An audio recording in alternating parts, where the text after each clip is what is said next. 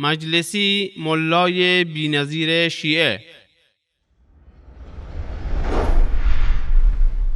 من عقیدمه که گاهی از من سوال میشه تمام مؤلفات مرحوم مجلسی، از اون رساله های مختصر مرحوم علامه مجلسی تا اون کتاب های مفصل که برسیم به بهار، هر چه مرحوم علامه مجلسی قلم زده بلا استثناء پرفایده است، بلا استثناء. برای عوام فایده داره، برای فقیه فایده داره، برای محدث فایده داره، عالم و جاهل از تعریفات مرحوم مجلسی بهره میبرن.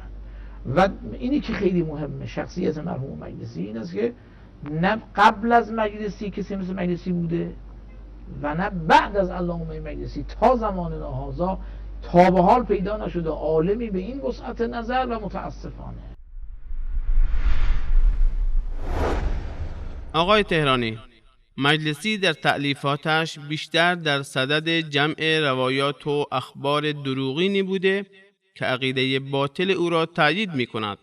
مخصوصاً در کتاب بهارالانوار مطالبی نوشته که انتشار آنها در میان توده مردم فرهنگ عامه را آلوده ساخته و آنان را به خرافات و اساطیر و عقاید غلوآمیز پایبند کرده است.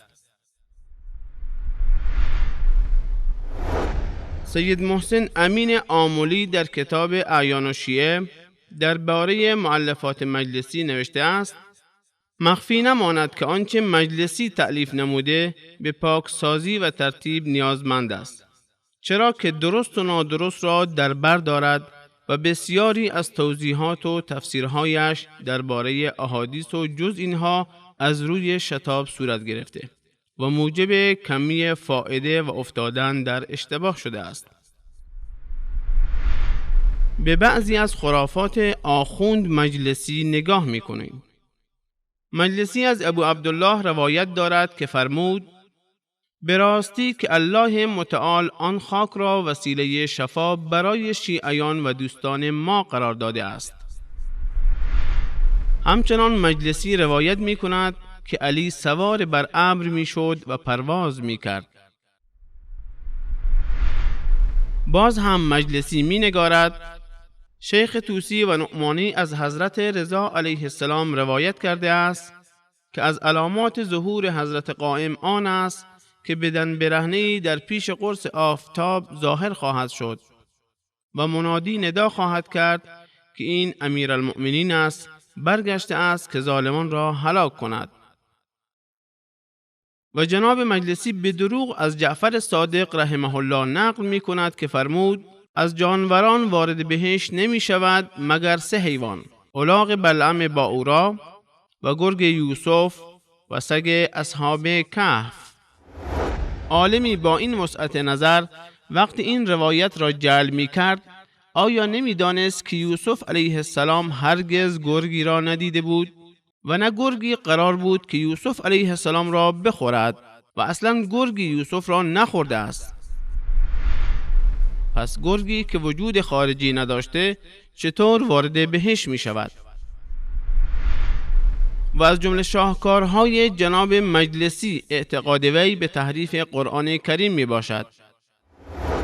نظر آقای مجلسی این است که روایات درباره تحریف متواتر می باشد و هیچ راهی برای انکارش نیست و روایات تحریف قرآن کریم مانند روایات امامت متواتر می باشد.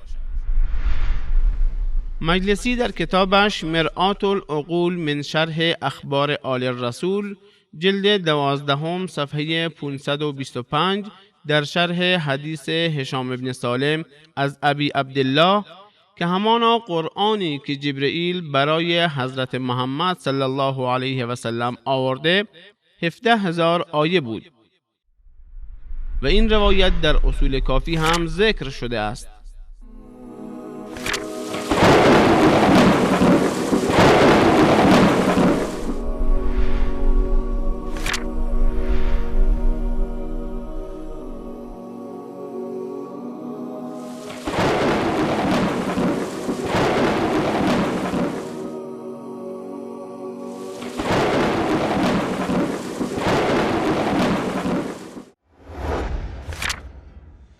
درباره این روایت مجلسی میگوید این روایت موثق است.